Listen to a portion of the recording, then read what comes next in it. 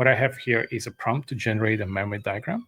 And the prompt says, help me create a Mermaid diagram for this model. And I pass the variable of the current file with the following considerations. So follow best practice to make sure that you use a clear and concise node labels, maintain consistent styling, include relationship description. If it's about DBT lineage, make sure that you show the relationship that are using ref and source dependencies and so on, and make sure that you save this as an MMD file. What this means in practice, if I go now and I open my model again, I can click on new chat and I go and select my prompt. And you see now I have the new prompt available in my list. So I can just click on this one. And now we load it in your chat panel and we can press send.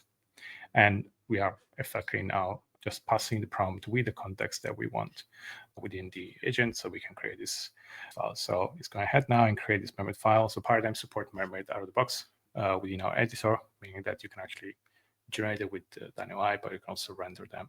That can be actually quite useful when handling complex models, and we want to make sure that we have some sort of like artifacts available for the users. So again, if I can go ahead and click on accept, and now I click on my preview button. It's a bit small now, but let's see if we can zoom in. I can see now we have our Mermaid diagrams with all the relationship build and some additional visibility on how this model has been built for us.